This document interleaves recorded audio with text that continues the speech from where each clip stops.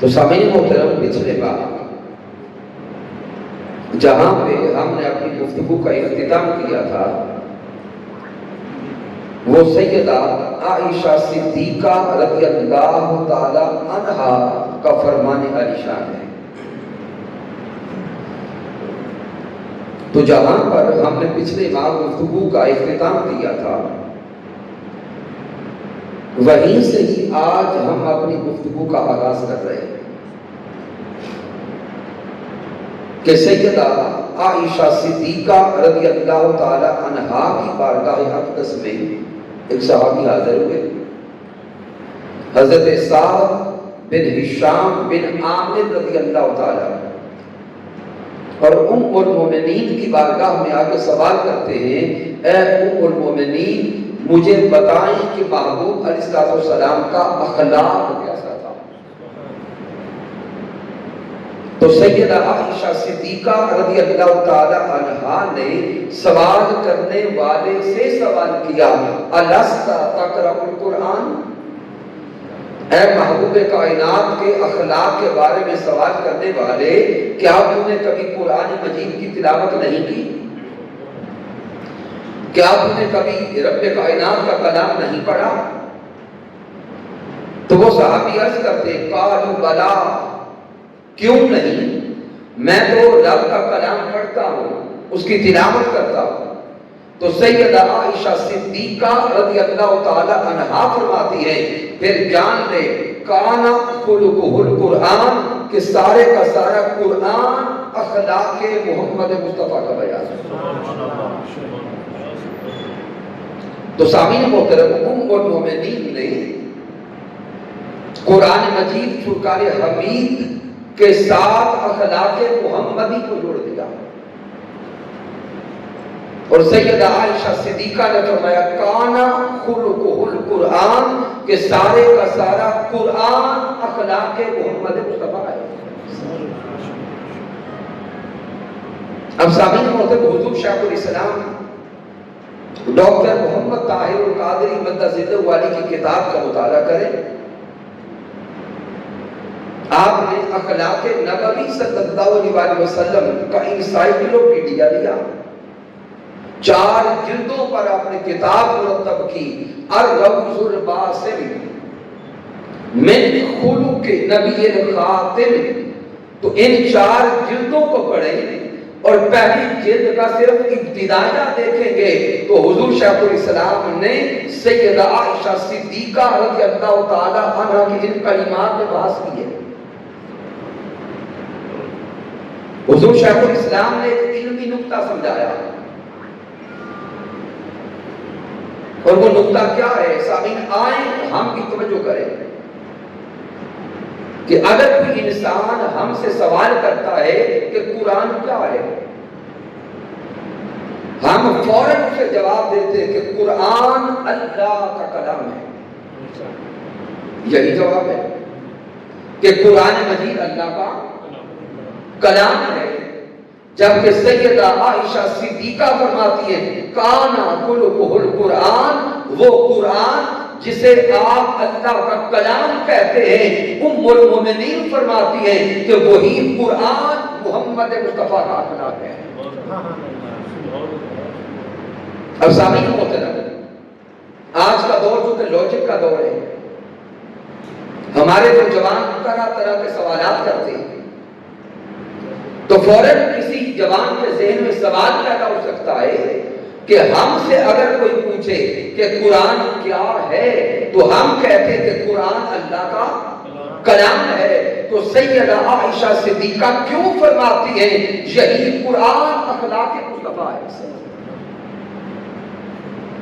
تو سامعین محترم، انہی الفاظ کی گہرائی پہ جائیں تو اگلا راز سامنے آتا ہے کہ کلام صاحب کلام کی صفت ہوتا ہے۔ جو انسان کلام کرتا ہے وہ کلام اس انسان کی صفت بنتا ہے۔ آپ کلام کریں تو آپ کا کلام کرنا آپ کی صفت ہے۔ تو قرآن مجید اللہ کا کلام ہے، تو کلام ہونے کے اعتبار سے قرآن اللہ کی صفت ہے۔ اور سامعین ہم نے پچھلے ماہ یہ نکتہ بھی سمجھا تھا کہ اخلاق بھی صاحب اخلاق کی صفت ہوتا ہے.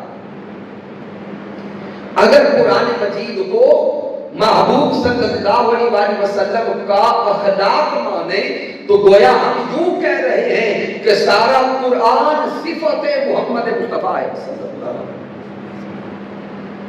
تو سامعین محترم ذہن اٹک گیا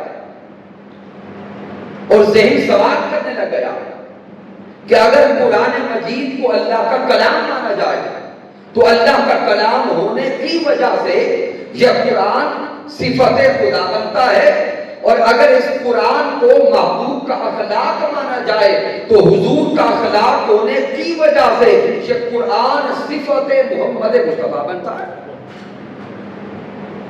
یہ کیسے ممکن ہے کہ بیک وقت یہ قرآن صفت خدا بھی ہو اور صفت محمد مصطفیٰ بھی ہو؟ تو سامعین محترم حضور شیخ الاسلام ڈاکٹر محمد طاہر القادری مدد والی نے یہ راز سمجھا دیا. آپ نے فرمایا کہ کم و بیش 23 سال یہ قرآن قلب مصطفیٰ پہ اترتا رہا. کم و بیش 23 سال یہ قرآن ذات محمد مصطفیٰ پہ اترتا رہا. قرآن مجید کی آیات بینات میں اللہ کی صفات کا رنگ اترتا. قرآن مجید کی کسی آیت کریمہ میں اللہ کی صفات کا رنگ آتا، کسی آیت مبارکہ میں اللہ کے خصائص کا رنگ آتا، کسی آیت مبارکہ میں اللہ کے شمائل کا رنگ آتا. تو 23 سال اللہ کی صفات کا رنگ، اللہ کے خصائص کا رنگ، اللہ کے شمائل کا رنگ پیغمبر محمد مصطفیٰ پہ اترتا رہا. جب صفات الہیہ کا رنگ ذات مصطفیٰ پہ اترتا تو صفات مصطفیٰ صفات الہیہ میں فنا ہو جاتی. جب خصائل الہیہ کا رنگ پیغمبر مصطفیٰ پہ اترتا تو خصائل مصطفیٰ خصائل الہیہ میں فنا ہو جاتے. جب شمائل الہیہ کا رنگ شمائل مصطفیٰ پہ اترتا تو شمائل مصطفیٰ شمائل الہیہ میں فنا ہو جاتے. گویا 23 سال کم و بیش رب کائنات اپنے محبوب کو اپنے رنگ عطا کرتا رہا، اپنی صفات عطا کرتا رہا، اپنے خصائل عطا کرتا رہا، اپنے شمائل عطا کرتا رہا. ادھر 23 سال کم و بیش مکمل ہوتے ہیں، قرآن کا نزول مکمل ہوتا ہے. یہ آیت کریمہ اترتی ہے الیوم اکملت لکم دینکم واتممت علیکم نعمتی ورضیت لکم الاسلام دینا. ادھر قرآن کا نزول مکمل ہوتا ہے، ادھر ذات مصطفیٰ پر اللہ کا رنگ مکمل ہوتا ہے. ادھر نزول قرآن کی تکمیل ہوتی ہے، ادھر ذات مصطفیٰ پہ اللہ کا رنگ مکمل ہوتا ہے. قرآن کی تکمیل ادھر ہوئی. اب کیفیت یہ تھی کہ دیکھنے والے سامنے پیغمبر مصطفیٰ دیکھتے، دیکھنے والے سامنے چہرہ مصطفیٰ دیکھتے، دیکھنے والے رخ بطوحہ دیکھتے. ارے دیکھنے والے تو رخ مصطفیٰ دیکھتے ہیں، لیکن رخ مصطفیٰ پہ رنگ سارے کا سارا خدا کا دیکھتے ہیں. اس لیے سیدہ عائشہ صدیقہ رضی اللہ تعالی عنہا فرماتی ہے کانا خلقہ القرآن. ارے قرآن کے اندر جو اللہ کی ساری صفات ہیں اگر ان کو عملاً دیکھنا چاہتے ہو تو محمد مصطفیٰ کی ہستی کو دیکھ لو. سامعین محترم اس لیے سیدہ عائشہ صدیقہ رضی اللہ تعالی عنہا نے یہ نقطہ سمجھا دیا. پھر سامعین محترم حضور شیخ الاسلام نے آگے بڑے لطیف نکات بیان کیا. ان سارے نکات کو تو آج بیان نہیں کروں گا، لیکن سامعین محترم اس سے آگے چونکہ آپ پڑھے لکھے طبقہ سے تعلق رکھتے ہیں، حضور شیخ الاسلام نے ایک راز سمجھایا کہ سیدہ عائشہ صدیقہ رضی اللہ تعالی عنہا بتانا یہ چاہتی ہے کہ اگر اخلاق محمد مصطفیٰ صلی اللہ علیہ وسلم کو جاننا چاہتے ہو تو رب کے کلام سے ملا کے دیکھو. جب رب کائنات کے کلام کو پڑھا تو سامعین محترم، آیات قرآنیہ کی 3 اقسام سامنے آئی۔ آیات قرآنیہ کا مطالعہ کریں تو قرآن مجید کی آیات بینات کی 3 اقسام ہیں۔ ایک قسم ہے آیات محکمات، دوسری قسم ہے آیات متشابہات، اور تیسری قسم ہے آیات مقطعات۔ اب سامعین محترم، آیات محکمات وہ ہے جن کی سمجھ ہر پڑھنے والے کو آ جاتی ہے۔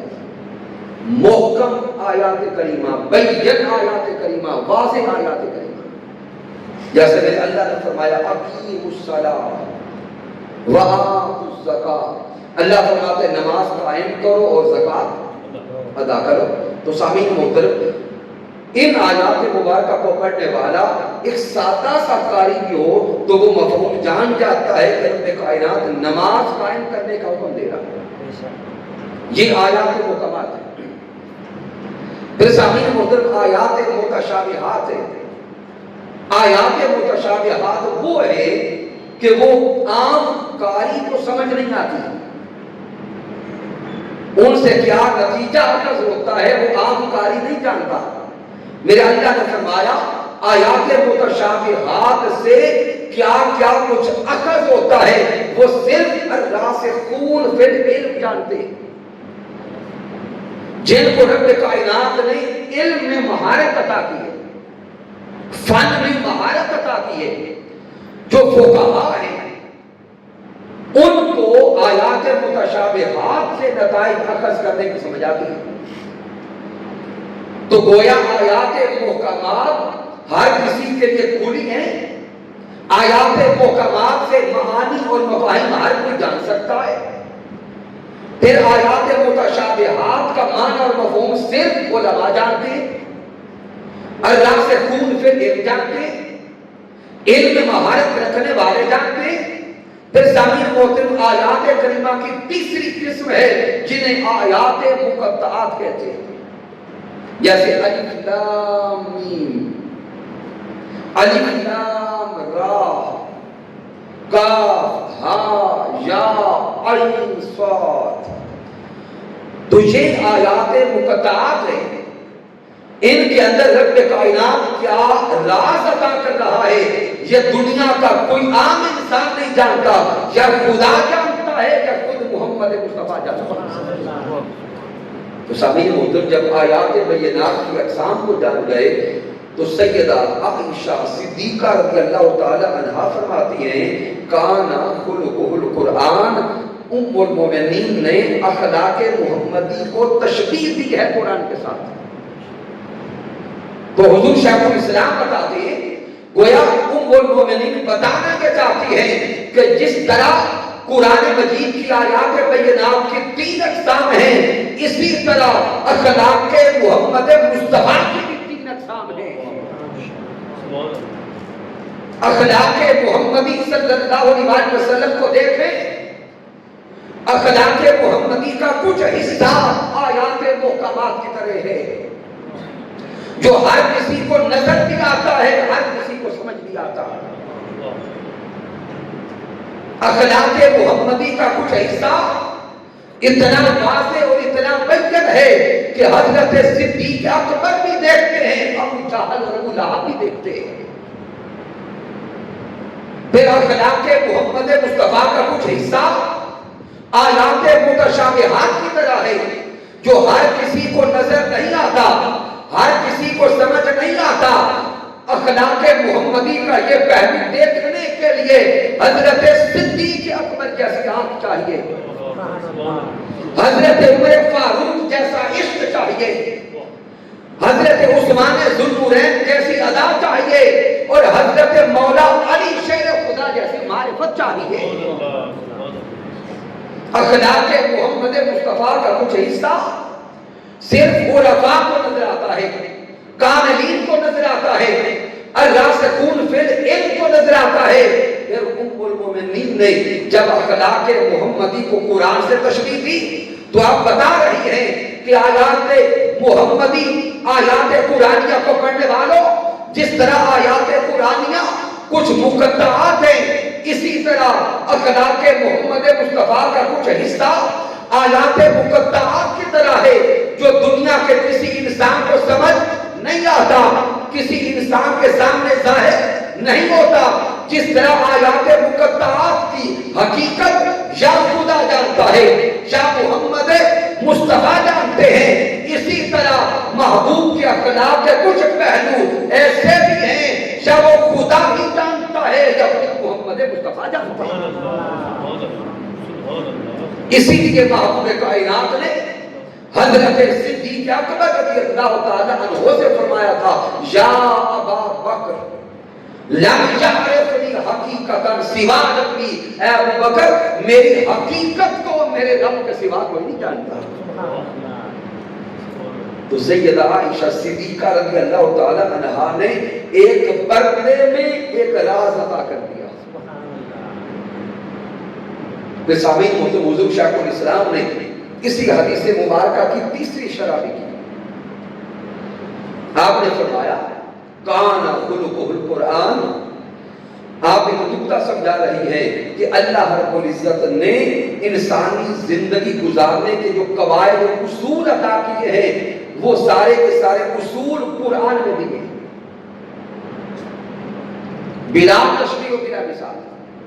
سامعین محترم، جس طرح کوئی کمپنی ایک نئی پروڈکٹ تیار کرتی ہے،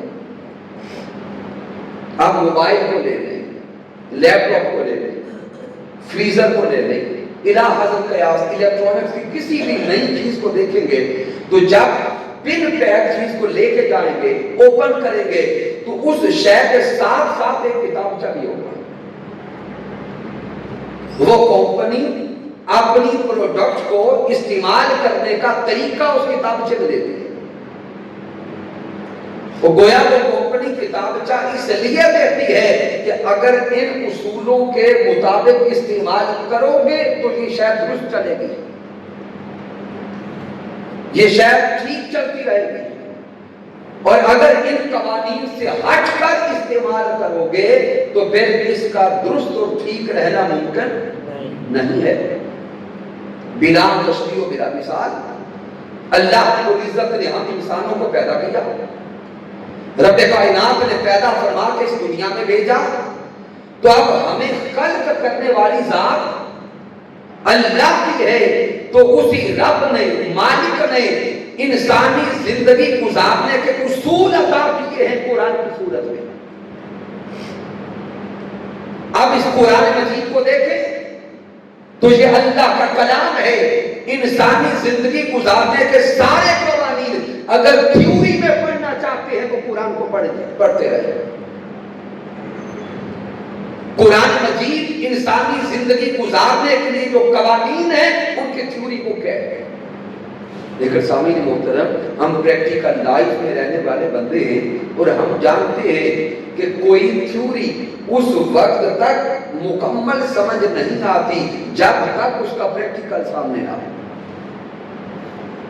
میڈیکل سائنس کو دیکھ لیں، فزکس کو پڑھنے والے فزکس کو دیکھیں، باٹنی کو دیکھیں، کیمسٹری کو دیکھیں، بایو کو دیکھیں، انجینئر کو دیکھیں، کوئی بھی فیلڈ ہے اس کی ایک تھیوری بک ہوگی، ایک پریکٹیکل ہوگا۔ جب تک پریکٹیکل نہ کیا جائے اس وقت تک تھیوری بھی مکمل سمجھ نہیں آتی۔ تو سیدہ عائشہ صدیقہ رضی اللہ تعالی عنہا نے جو راز سمجھایا ہے، آپ نے بتایا ہے کہ اگر انسان کامیابی کے ساتھ زندگی گزارنا چاہتا ہے اور کچھ پڑھنا چاہتا ہے تو تھیوری دیکھنی ہے تو قرآن کو دیکھو، اسی تھیوری کا اگر پریکٹیکل دیکھنا چاہتے ہو تو اخلاق محمد مصطفیٰ کو دیکھو، محبوب علیہ السلام کی سیرت کو دیکھو، محبوب کائنات کی زندگی کو دیکھو۔ کان خلقہ القرآن، ادھر تھیوری سارا قرآن ہے، جو کچھ رب کائنات قرآن میں فرماتا گیا ہے پیارے محمد مصطفیٰ اپنی زندگی میں عمل کر کے دکھاتے گئے۔ سبحان اللہ۔ اسی لیے سامعین محترم، ادھر اللہ نے فرمایا اقیموا الصلاۃ، نماز قائم کرو، اور ادھر جب محبوب کے صحابہ حضور کی بارگاہ میں جا کے سوال کرتے کیف نصلی یا رسول اللہ، میرے محبوب نماز ادا کیسے کرنی ہے، حضور یہ نماز پڑھنی کیسے ہے؟ تو میرے حضور فرماتے ہیں سلو کما رأیتمونی اصلی، ارے نماز کے بارے میں سوال کرنے والوں آؤ مجھے دیکھتے جاؤ، جس طرح میں عمل کرتا جاتا ہوں مجھے دیکھ کر اسی طرح کرتے جاؤ، تمہاری نماز ہوتی جائے۔ سبحان اللہ۔ تو تھیوری قرآن ہے، اگر اسی قرآن کو عملی صورت میں دیکھنا ہے تو پھر سیرت محمد مصطفیٰ صلی اللہ علیہ وسلم کا مطالعہ کر دیا جائے۔ تو سامعین حکم یہاں تک 3 یا 4 شروحات میں نے چاہا کہ آج کی اس نشست میں آپ کے ذہن تک پہنچائی جائے۔ اگر مزید کوئی ساتھی چاہتا ہے کہ میں اس حدیث مبارکہ کی علمی، فنی اور عرفانی شروحات دیکھنا چاہتا ہوں تو وہ حضور شیخ الاسلام کی کتاب الروض الباسم کی پہلی جلد کا مطالعہ کریں۔ تو سامعین محترم، یہ حدیث مبارکہ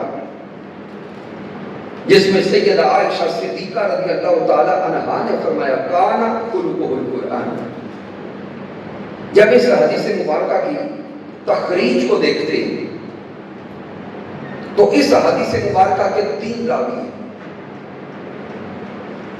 اسی حدیث مبارکہ کے ایک تو معروف راوی حضرت سعد بن ہشام بن عامر رضی اللہ تعالی عنہ ہے۔ آپ خود بیان کرتے ہیں قالا قلت لعائشہ، کہتے ہیں میں نے سیدہ عائشہ صدیقہ رضی اللہ تعالی عنہا سے سوال کیا یا ام المؤمنین انبئنی عن خلق رسول اللہ صلی اللہ علیہ وسلم، اے ام المؤمنین مجھے بتائیں کہ محبوب کا اخلاق کیسا تھا۔ قالت الست تقرأ القرآن، سیدہ عائشہ صدیقہ سوال کرتی ہیں کیا تو نے کبھی قرآن نہیں پڑھا؟ وہ کہتے ہیں قل تو میں نے عرض کیا بلا کیوں نہیں، میں تو قرآن پڑھتا ہوں۔ آگے سیدہ عائشہ صدیقہ فرماتے ہیں فَإِنَّ خُلُقَ نَبِيِّ اللَّهِ کان القرآن، یہ جان لے کہ محبوب کا سارا خلق قرآن ہے۔ سبحان اللہ۔ اس حدیث مبارکہ کو امام مسلم صحیح مسلم ملا ہے، امام احمد بن حنبل المسند ملا ہے، امام ابو داؤد نقل کرتے ہیں، امام نسائی نقل کرتے ہیں، تو گویا سیاہ ستہ کی 4 کتب کو دیکھے تو یہ حدیث مبارکہ مل جائے گا۔ پھر سامعین محترم، اسی حدیث مبارکہ کے دوسرے راوی حضرت ابی درداء رضی اللہ تعالی عنہ ہیں۔ حدیث پاک کے الفاظ وہی ہیں، لہذا دوبارہ دہرانے کی حاجت نہیں ہے۔ اسی حدیث مبارکہ کے تیسرے راوی حضرت یزید بن بابانوس رضی اللہ تعالی عنہ ہیں، اور آپ بھی سیدہ عائشہ صدیقہ کی بارگاہ میں جا کے یہی سوال کرتے ہیں کہ اے ام المومنین مجھے بتائیں کہ حضور کا اخلاق کیسا تھا۔ سامعین محترم، ان 3 راویوں کے نام بیان کرنے کا مقصد یہ نہیں کہ وہی الفاظ بار بار دہرائے جائیں، ان 3 راویوں کے نام آپ کے سامنے ذکر کرنے کا مقصد یہ ہے کہ سیدہ عائشہ صدیقہ نے جو جواب دیا تھا کان خلقہ القرآن، وہ جواب اتفاقی نہیں تھا کہ ایک بار کسی نے پوچھ لیا اور آپ کی زبان سے الفاظ ادا ہو گئے، بس نہیں، ایسا نہیں ہے۔ سیدہ عائشہ صدیقہ رضی اللہ تعالی عنہا کا یہ نظریہ تھا، آپ ذہنی طور پر کلیئر تھی کہ اگر کسی نے آ کر بار بار سوال کیا کہ اے ام المومنین مجھے بتائیں حضور کا اخلاق کیسا تھا، ہر بار ام المومنین کا جواب ایک تھا،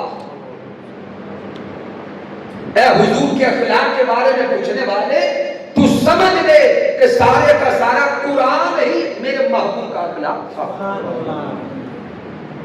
لیکن سامعین محترم کی جو تیسری روایت ہے جس کے راوی حضرت یزید بن بابانوس رضی اللہ تعالی عنہ ہے، یہاں جب آپ فرماتی ہے کان خلق رسول اللہ صلی اللہ علیہ وسلم القرآن، سارے کا سارا قرآن اخلاق محمد مصطفیٰ صلی اللہ علیہ وسلم ہے، یہاں تک تو الفاظ وہی ہیں جو پیچھے ادا ہو چکے ہیں، لیکن اس سے آگے سیدہ عائشہ صدیقہ سوال کرنے والے کو ایک تمثیل اور بیان کرتی ہے۔ آپ فرماتی ہے کہ سارا قرآن اخلاق محمد مصطفیٰ ضرور ہے، لیکن آگے فرماتے ہیں ثم قالت تقرأ سورۃ المؤمنین، اگر سارا قرآن نہیں پڑھ سکتے تو سورہ المؤمنون کی 10 آیات ہی پڑھ لو۔ سبحان اللہ۔ یعنی اب ام المؤمنین نے حضور علیہ السلام کا اخلاق سمجھانے کے لیے سورہ المؤمنون کی 10 آیات کریمہ کی طرف متوجہ کر دیا۔ اب آئیں سامعین محترم، سورہ المؤمنون کی وہ 10 آیات کریمہ صرف پڑھنے کی کوشش کریں، اور سامعین محترم یہاں سے اب ہم عملاً حضور علیہ السلام کے اخلاق کریمانہ کے مختلف گوشوں میں داخل ہو گئے۔ اب سورہ المؤمنون کو پڑھیں تو رب کائنات نے ارشاد فرمایا قد افلح المؤمنون، میرے اللہ نے فرمایا بے شک ایمان والے کامیاب ہو گئے۔ اب ہم سارے ایمان والے بیٹھے ہیں تو سامعین محترم اللہ رب العزت نے ایمان والوں کی آگے صفات بیان کی ہیں، اب ہماری پوری توجہ ایمان والوں کی صفات پر ہونی چاہیے۔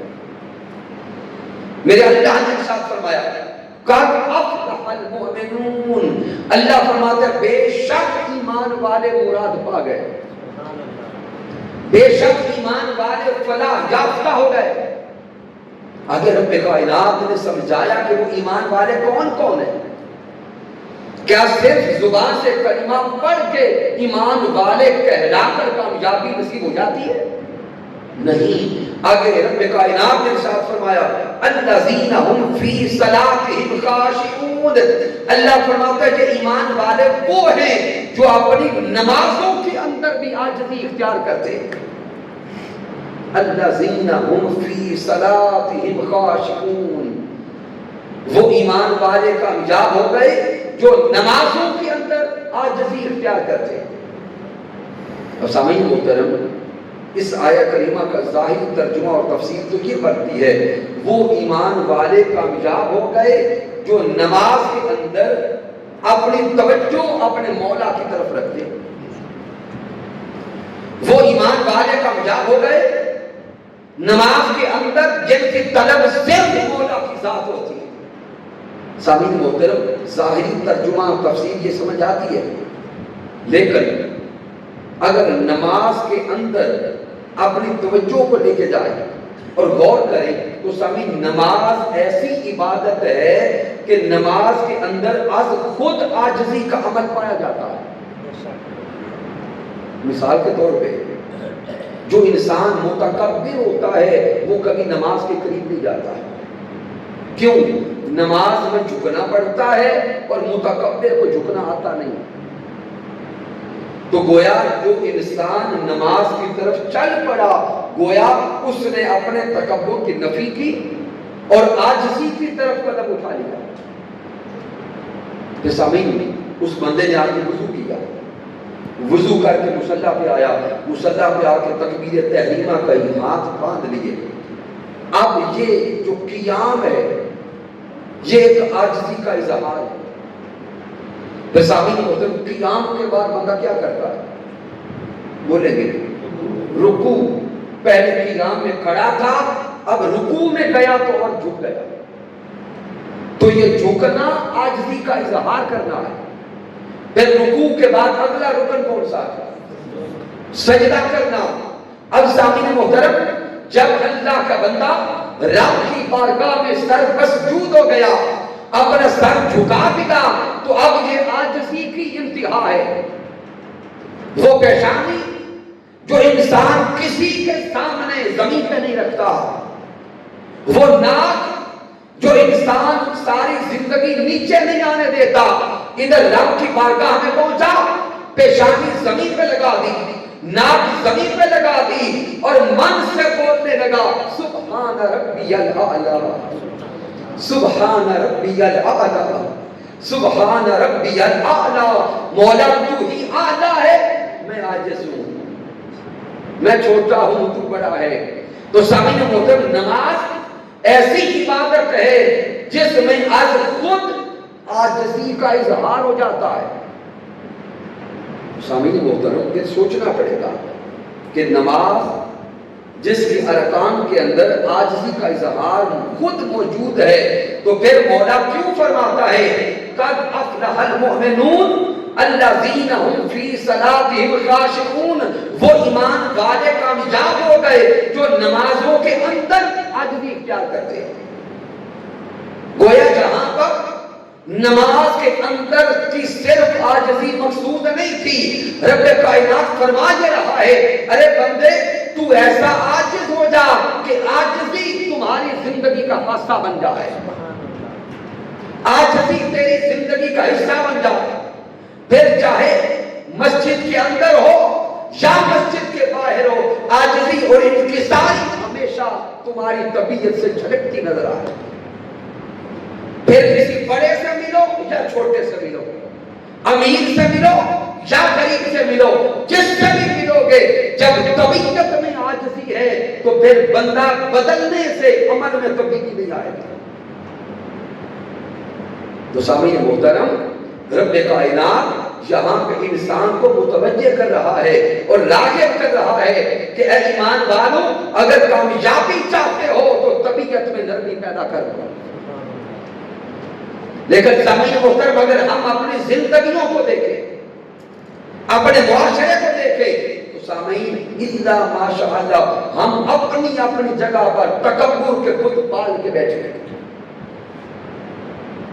کوئی کہے نہیں علامہ صاحب میں تو بڑا عاجز ہوں، تو سامعین محترم عاجز اپنی حد تک ضرور ہوں گے، لیکن جب بھی کوئی عمل ہوتا ہے تو کہتے ہیں میں نے کیا، میں نے کروایا، میں نے خون دیا، اگر میں مدرسہ نہ بناتا تو نہ بنتا، اگر میں ادارے کو نہ چلاتا تو کہاں کے سارے چلانے والے، اگر میں 10,000 روپے نہ دیتا تو اس کا نظام کیسے چلتا، اگر میں 50,000 نہ دیتا تو اے سی نہ لگتا۔ تو سامعین محترم، گھر کے اندر ہو یا گھر سے باہر ہو، یہ جو میں کی رٹ لگا کے رکھتے ہیں، شہید و تکبر کا اظہار ہوتا ہے، شہید کو اپنے آپ کو ظاہر کرنے کا موقع ہوتا۔ تو سامعین محترم، رب کائنات یہی تو نکتہ سمجھا رہا ہے، ارے بندے اپنی طبیعت میں ایسی نرمی لے آ، ایسی عاجزی اور انکساری پیدا کر لے کہ کام صبح و شام مولا کی رضا کے لیے کرتا رہے، اور سب کچھ کر کے بھی شام کو کہے مولا میں نے کچھ نہیں کیا، مولا تیری توفیق نہ ہوتی تو میں کچھ نہ کر سکتا، مولا تیرے محبوب کی نگاہ رحمت نہ ہوتی تو مجھ میں ہمت کہاں تھی کہ میں گھر سے اٹھ کے چل سکتا۔ تو جب سارا کچھ کر کے رب رسول کی بارگاہ میں ڈال دیتے ہیں تو پھر رب کائنات جہاں چاہتا ہے وہاں نام ہو جاتا ہے۔ اور اگر پہلا قدم ہی گھر سے نکالتے ہوئے طلب یہ ہو کہ فلاں میٹنگ میں میرا ذکر ہو جائے، فلاں جگہ پہ میرا نام آ جائے، تو اللہ کی عزت کی قسم وہ ظاہری نام و نمائش تو بنتی رہے گی، لیکن رب رسول کی بارگاہ میں یوم قیامت کچھ نہیں ملے گا۔ پھر سامعین محترم، اللہ رب العزت نے سورہ الفرقان میں ایمان والوں کی صفات کو اور کھول کھول کے بیان کیا۔ میرے اللہ نے فرمایا وَعِبَادُ الرحمن، اللہ فرماتے رحمان کے بندے وہ ہیں۔ گویا رب کائنات اب خود بیان فرما رہا ہے کہ میرے بندے تو وہ ہیں۔ مولا بتا کہ تیرے بندے کون ہیں جنہیں تم اپنا بندہ کہتا ہے؟ اللہ فرماتے الذین یمشون علی الارض ہونا، میرے بندے تو وہ ہیں جب وہ زمین پر چلتے ہیں تو عاجزی کے ساتھ چلتے ہیں، نرمی کے ساتھ چلتے ہیں، اکڑ کے نہیں چلتے۔ پھر سامعین محترم سورہ الحجر میں میرے اللہ نے ارشاد فرمایا وَاخْفِضْ جناحَكَ لِلْمُؤْمِنِينَ، اللہ فرماتا ہے ارے میرے بندے اپنے بازوؤں کو نرمی کے ساتھ پروں کی طرح بنا کے پھیلا دے، للمؤمنین ایمان والوں کے لیے، ایمان والوں کے لیے تو اپنی طبیعت میں ایسی نرمی پیدا کر لے کہ ہر مومن یوں سمجھے کہ جیسے ماں کی آغوش میں سکون ملتا ہے اسی طرح تیرے بازوؤں میں آ کے اسے سکون نصیب ہوتا ہے۔ تو سامنے محترم ممکن ہے کسی جوان کے ذہن میں سوال پیدا ہو کہ علامہ صاحب اگر ہم اتنا جھک گئے تو ہماری عزت نفس کہاں گئی؟ پھر تو ہم وہ کیا کہتے ہیں لمحہ پہ زندگی گزاریں گے، معاشرہ ہمیں لتاڑ دے گا۔ تو سامعین محترم محبوب علیہ السلام نے یہ اشکال بھی دور فرما دیا۔ حضرت ابو ہریرہ رضی اللہ تعالیٰ عنہ سے روایت ہے، محبوب علیہ السلام نے فرمایا جو اللہ کی خاطر عاجز ہو جاتا ہے، جو اللہ کی رضا کے لیے عاجزی اور انکساری اختیار کرتا ہے، حضور فرماتے ہیں الا رفعہ اللہ، وہ رب رسول کے لیے اپنے آپ کو نیچے کرتا ہے، رب رسول اسے نیچے ہونے نہیں دیتے، وہ عاجزی اختیار کرتا ہے، اللہ اسے معاشرے میں اٹھاتا جاتا ہے۔ سبحان اللہ۔ بندہ اپنے آپ کو اللہ کی رضا کے لیے نیچے کرتا ہے، لیکن رب تعالی معاشرے میں اسے کسی کے نیچے لگنے نہیں دیتا، وہ رب کے لیے نیچے ہوتا ہے، رب معاشرے میں اسے اونچا کرتا ہے۔ سبحان اللہ۔ تو گویا محبوب علیہ السلام نے ہمارے دل میں پیدا ہونے والے سوال کا بھی جواب دے دیا۔ تو سامعین اللہ رب العزت نے یہاں ارشاد فرمایا قد افلح المؤمنون، وہ ایمان والے کامیاب ہو گئے، الذین هم فی صلاتهم خاشعون، کہ خشیت عاجزی اور انکساری جن کی زندگی کا خاصہ بن گئے۔ پھر سامعین محترم اس سے آگے میرے اللہ نے فرمایا والذین هم عن اللغو معرضون، اللہ فرماتا ہے ان ایمان والوں کو دیکھنا چاہتے ہو تو وہ ایمان والے ایسے ہیں کہ ساری زندگی وہ کبھی بےہودہ کلامی کے قریب نہیں جاتے۔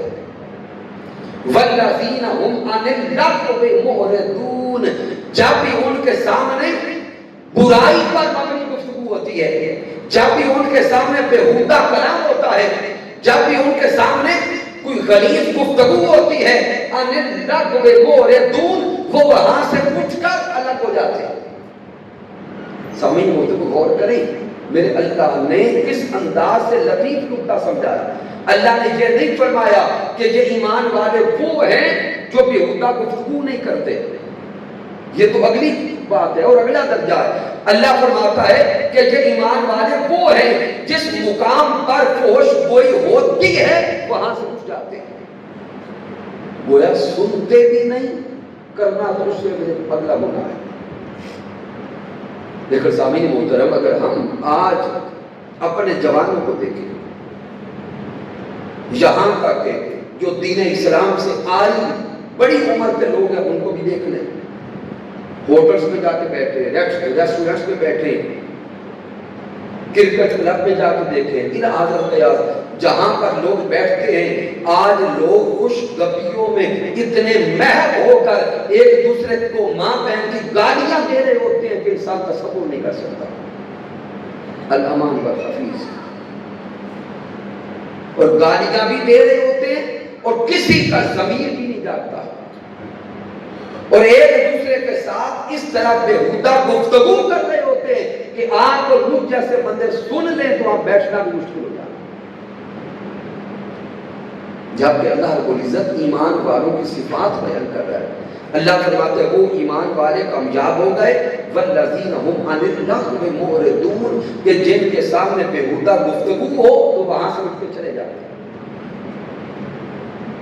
اور پھر محبوب علیہ السلام نے فرمایا، حضرت ابو ہریرہ رضی اللہ تعالیٰ عنہ سے روایت ہے، میرا حضور فرماتے ہیں من کان یؤمن باللہ والیوم الاخر، حضور نے فرمایا کہ اللہ پر اور یوم قیامت پہ ایمان رکھتا ہے، فَلْيَقُلْ خَيْرًا أَوْ لِيَصْمُتْ، جو مومن ہے اسے چاہیے کہ جب بھی بولے سونا بولے،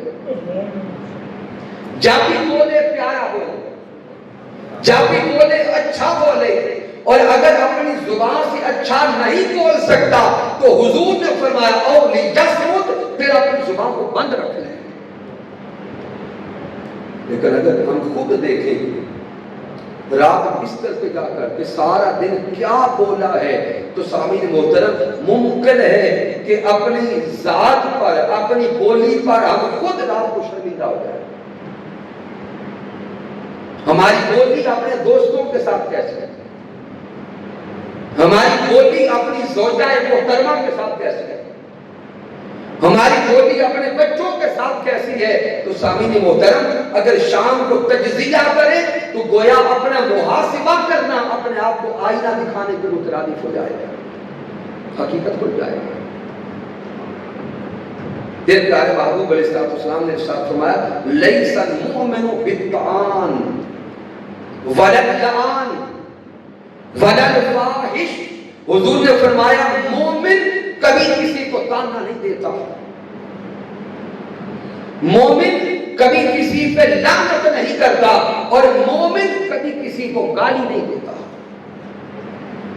امام ترمذی اثر سے بات کرا تو حضور علیہ السلام نے فرمایا کہ مومن تانا دینے والا نہیں ہوتا، اگر ہماری کسی کے ساتھ ناراضگی ہو جائے تو اس جھگڑے کا آغاز ہی ہم تانے سے کرتے ہیں، تو ایسا، تیرے خاندان والے ایسے، تانوں سے آغاز ہوتا ہے۔ اور حضور نے فرمایا مومن کبھی کسی کو تانا نہیں دیتا، اگر یہاں تانے سے دل نہ بھرے تو پھر ہم لعنت پہ آتے ہیں، لعنت کی معاذ اللہ کر کے اگر دل نہ بھرے تو پھر پوری گالیوں پہ آتے ہیں۔ حضور علیہ السلام نے یہ تینوں چیزیں بیان کر، حضور نے فرمایا مومن کبھی کسی کو تانا دینے والا نہیں ہوتا، مومن کسی پہ لعنت کرنے والا نہیں ہوتا، اور مومن کبھی کسی کو بھی گالی دینے والا نہیں ہوتا۔ اور آج گھروں کے اندر والدین اپنی اولادوں کو گالیاں دے رہے ہیں۔ تو سامعین آگے میرے اللہ نے ارشاد فرمایا والذین هم للزکاۃ فاعلون، یہ ایمان والے وہ ہیں جو زکات دے کر اپنے آپ کو پاک کرتے ہیں۔ اب میں صرف ترجمہ کر دوں گا آیات بینات بتا کے گفتگو مکمل ہو جائے۔ میرے اللہ نے فرمایا کہ ایمان والوں کی صفات کو دیکھنا ہے تو ایمان والے وہ ہیں جو زکات دے کر اپنے آپ کو پاک کرتے ہیں۔ یہاں صرف زکات مالی مراد نہیں ہے کہ مال کی زکات دی تو مال کو پاک کیا، زکات جسمانی بھی ہے، زکات باطنی بھی ہے، زکات روحانی بھی ہے۔ تو گویا ایمان والے ایسی زکات دیتے ہیں جس سے اپنا تن بھی دھوتے ہیں، اپنا من بھی دھوتے ہیں، اپنا ظاہر بھی دھوتے ہیں، اپنا باطن بھی دھوتے ہیں۔ اس سے آگے میرے اللہ نے فرمایا والذین هم لفروجہم حافظون، ایمان والے وہ ہیں جو بد کرداری نہیں کرتے، ایمان والے وہ ہیں جو اپنی آنکھوں کی بھی حفاظت کرتے ہیں، اپنے ظاہری اعضاء کی بھی حفاظت کرتے ہیں، باطنی اعضاء کی بھی حفاظت کرتے ہیں۔ قرآن کھول کے پڑھیے گا شاید کریمہ والذین هم لفروجہم حافظون۔ آگے میرے اللہ نے فرمایا والذین هم لأماناتہم وعہدہم راعون، یہ ایمان والے وہ ہیں اگر کوئی ان کے پاس امانت رکھے تو امانت میں خیانت نہیں کرتے، وعدہ کریں تو پورا کرتے۔ والذین هم علی صلاتہم یحافظون، یہ ایمان والے اپنی نمازوں کی حفاظت کرتے ہیں۔ سامعین محترم 9 آیات مبارکہ ہو گئی، 10ویں آیت کریمہ میں اب رب کائنات بشارت عطا کرتا ہے قد افلح المؤمنون۔ پہلی آیت کریمہ میں بشارت کامیابی کی، آگے صفات آ گئی، صفات بیان کرنے کے بعد آیت کریمہ نمبر 10 میں اللہ فرماتا ہے اولئک هم الوارثون، وہ تمام صفات جن کا ذکر پہلے ہو چکا اگر یہ نصیب ہوتی ہیں، جن کو یہ صفات مل گئی، اللہ فرماتا ہے وہی جنت کے وارث بن گئے۔ اولئک هم الوارثون، اللہ نے فرمایا میں نے انہیں جنت کا وارث بنا دیا۔ اے ایمان والو، اب تمہاری اپنی مرضی، جنت کے وارث بننا چاہتے ہو یا جہنم کے راستے پہ جانا چاہتے ہو؟ تو سامعین محترم جو سیدہ عائشہ صدیقہ رضی اللہ تعالیٰ عنہ نے فرمایا کانا خلقہ القرآن، سیدہ عائشہ صدیقہ رضی اللہ تعالی عنہا کا یہ فرمانا کہ اگر محبوب کے اخلاق دیکھنے ہیں تو رب کا قرآن دیکھو، تو گویا سیدہ عائشہ صدیقہ بتا دے رہی تھی اللہ نے جو جو صفات قرآن کو دی ہیں وہ ساری صفات پیارے محمد مصطفیٰ کو دی ہیں۔ اگر قرآن مصدق ہے تو میرے مصطفیٰ بھی مصدق ہے، اگر قرآن حق ہے تو مصطفیٰ بھی حق ہے، اگر قرآن نور ہے تو پیارے مصطفیٰ بھی نور ہے، اگر قرآن حکیم ہے تو پیارے مصطفیٰ بھی حکیم ہے، اگر قرآن عظیم ہے تو میرے مصطفیٰ بھی عظیم ہے۔ گویا رب کائنات نے جو جو صفات اپنے کلام کو عطا کی، اپنے قرآن کو عطا کی، وہ ساری صفات ذات محمد مصطفیٰ کو عطا فرما دی۔ تو سیدہ عائشہ صدیقہ ایمان والوں سے خطاب کر رہی ہیں کہ اے ایمان والو مبارک ہو، اللہ نے تمہیں 2 قرآن عطا کیے۔ سبحان اللہ، اے ایمان والو تم خوش نصیب ہو کہ اللہ نے تمہیں 2 قرآن عطا فرمائے ہیں۔ ایک قرآن کالی سطروں والا ہے اور ایک قرآن کالی زلفوں والا ہے۔ یہ بھی قرآن ہے، وہ بھی قرآن، یہ کتابوں کا سردار، وہ رسولوں کا سردار، یہ منزل من اللہ، وہ مرسل من اللہ۔ اس میں خدا کا کمال ہے، اس میں خدا کا جمال ہے۔ یہ سینوں میں اترنے والا، وہ روحوں میں اترنے والا ہے۔ یہ بھی لا ہے وہ بھی لا ہے، یہ بھی نرالا وہ بھی نرالا، یہ بھی آلہ وہ بھی آلہ، یہ بھی خدا کا وہ بھی خدا کا، یہ بھی حق وہ بھی حق۔ فرق صرف اتنا ہے کہ یہ قرآن خاموش ہے، وہ قرآن بولتا ہوا۔ یہ قرآن خاموش ہے، وہ قرآن بولتا ہوا ہے۔ یہ قرآن سکوت ہے، وہ قرآن حرکت ہے۔ یہ قرآن انجماد ہے، وہ قرآن تفسیر ہے۔ یہ قرآن قندیل ہے، وہ قرآن تنویر ہے۔ یہ قرآن لفظ ہے، وہ قرآن معنی ہے۔ یہ قرآن فکر ہے، وہ قرآن ذکر ہے۔ یہ قرآن متن ہے، وہ قرآن تشریح ہے۔ یہ قرآن کالی سطروں والا ہے، وہ قرآن کالی زلفوں والا ہے۔ اس قرآن کے پڑھنے والا قاری بنتا ہے، اس قرآن کے پڑھنے والا صحابی بنتا ہے۔ سبحان اللہ، سبحان اللہ۔ یہی سبب ہے کہ کسی عاشق نے استعارہ دیا اور بول کے کہا سر سے لے کر پاؤں تک تنویر ہی تنویر ہے، سر سے لے کر پاؤں تک تنویر ہی تنویر ہے۔ گفتگو سرکار کی قرآن کی تفسیر ہے۔ سوچتی تو ہوگی دنیا میرے مصطفیٰ کو دیکھ کر وہ مصور کیسا ہوگا جس کی یہ تصویر ہے۔ اور کسی عاشق نے حد کر دی اور بول کے کہا بے حد نے عجب کام کیا حد کر دی۔ بے حد نے عجب کام کیا حد کر دی، گنجائش تنقید سبھی رد کر دی۔ خود کو پردے میں رہا، خود کو پردے میں رہا اور خود کو دکھانے کے لیے سامنے تصویر محمد کر۔ سبحان اللہ، نعرہ تکبیر، نعرہ رسالت، نعرہ تحقیق، نعرہ حیدری۔ سبحان اللہ، سبحان اللہ۔ تو سامعین محترم، ام المؤمنین سیدہ عائشہ صدیقہ رضی اللہ تعالی عنہا نے خوشخبری سنا دی کہ ایمان والو اللہ نے تمہیں 2 قرآن عطا فرمائے ہیں۔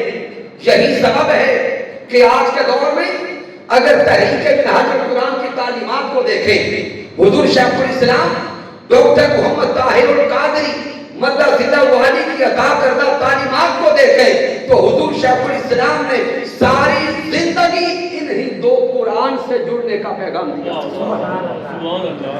حضور شیخ الاسلام نے ساری زندگی یا کلامی قرآن سے جوڑا ہے یا عملی قرآن سے جوڑا ہے۔ حضور شیخ الاسلام ڈاکٹر محمد طاہر القادری مدثر اللہ علیہ نے جب اپنی تحریک قائم کی تو تحریک کا نام ہی منہاج القرآن رکھا. پھر حضور شیخ الاسلام نے ترجمہ عرفان القرآن دیا. سامعین محترم یہ ترجمہ عرفان القرآن یہ حضور شیخ الاسلام نے لکھا. آج کے اس زمانے میں فنی اعتبار سے، ادبی اعتبار سے، سائنسی اعتبار سے سب سے اعلیٰ، سب سے منفرد اور سب سے آسان ترین ترجمہ دیکھنا چاہتے ہیں تو یہ عرفان القرآن ہے. سامعین محترم حضور شیخ الاسلام نے قرآنی انسائیکلوپیڈیا لکھا جس میں قرآن مجید فرقان حمید سے 5000 سے زائد موضوعات قرآن مجید فرقان حمید سے بیان کیے. پھر حضور شیخ الاسلام نے درجنوں کتابیں علوم القرآن پہ لکھی. ادھر آپ نے اس قرآن سے جوڑا جو قرآن کالی سطروں والا ہے، اور ادھر حضور شیخ الاسلام نے صاحب قرآن سے جوڑا جو قرآن کالی زلفوں والا ہے. حضور شیخ الاسلام کی ساری زندگی کو پڑھیں، ساری زندگی کو دیکھیں، ساری زندگی کو سنیں. حضور شیخ الاسلام نے عشق مصطفیٰ کا یہی میسج دیا ہے کہ ارے وسدے ہاسے تے بستے ناسے تیری جھوک دے آسے کاسے سن دے آسے مٹھیاں گال سونا یار سنیندہ آسے. اور حضور شیخ الاسلام نے یہی پیغام دیا کہ محمد محمد پکیندے گزر گئی، محمد محمد پکیندے گزر گئی، احد نال احمد میلیندے گزر گئی. خدا کو ڈٹھوں سے محمد دے اولے محمد کو ڈسیندے دکھیندے گزر گئی. آج کے درس عرفان القرآن میں آنے والوں آئیں تحریک منہاج القرآن کے ساتھ جڑے.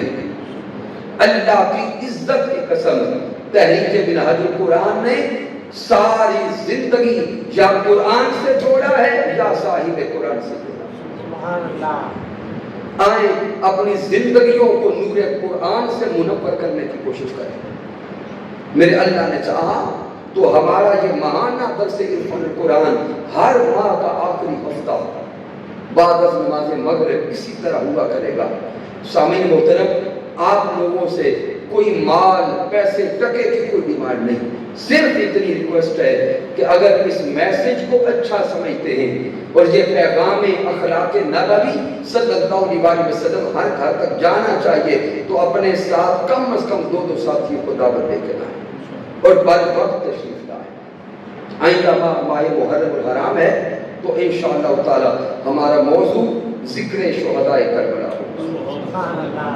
اس کے علاوہ ہم کنٹینیو اپنا موضوع اخلاق نبوی صلی اللہ علیہ وسلم رکھیں گے. کی محمد سے وفا تم نے تو ہم تیرے ہیں، یہ جہاں چیز ہے کیا لوح و قلم تیرے ہیں. میں نے جو کچھ بیان کیا اگر اس میں کوئی کمی ہے، کوئی کجی ہے، کوئی غلطی ہے تو مجھ ناچیز کی طرف سے ہے، میرا اللہ معاف فرمائے. اگر اس میں کوئی اچھائی اور کمال ہے تو اللہ کی عزت کی قسم میرا کوئی کمال نہیں، یہ میرے اللہ کا کرم ہے، محبوب علیہ السلام کی رحمت ہے. میرے قائد، میرے مربی، میرے استاذ حضور شیخ الاسلام ڈاکٹر محمد طاہر القادری مدثر اللہ علیہ کی صحبت کا فیضان ہے. وما علینا الا البلاغ المبین. آمین. اللہم صلی علی سیدنا و مولانا محمد وعلی آل سیدنا و مولانا محمد وبارک وسلم. میرے مالک محبوب مکرم کے تصدق سے ہماری یہ حقیق کامش اپنی بارگاہ میں قبول فرما. میرے مولا ہم کمزور ہیں، ہم ناتوان ہیں، تو بڑا ہے، تو اعلیٰ ہے، تو عظیم ہے. میرے مولا اس چھوٹی سی کاوش کو اپنی بارگاہ میں شرف قبولیت عطا فرما. میرے مولا زندگی کی آخری سانس اس مشن کے ساتھ وفا کی توفیق عطا فرما، استقامت عطا فرما، دین اسلام کی خدمت کی توفیق عطا فرما. میرے مولا اس ادارے کو ہمیشہ قائم رکھ، اس مسجد کو ہمیشہ قائم رکھ. اور میرے اللہ وہ تمام ساتھی جو اس منہاج القرآن اسلامک سینٹر کے لیے صبح و شام محنت کرتے ہیں، میرے اللہ ان کی محنتوں کو قبول فرما اور دن دگنی رات چگنی ترقی عطا فرما۔ میرے اللہ وہ تمام بچے، وہ طلباء جو اس ادارے میں داخل ہو چکے، میرے اللہ ان کا سینہ کھول دے، انہیں شرح صدر عطا فرما اور دین اسلام کا ایسا نور عطا کر کہ رہتی دنیا تک میرے اللہ وہ نور ایمان، نور اسلام اور نور ہدایت کو آگے پہنچانے والے بن جائے۔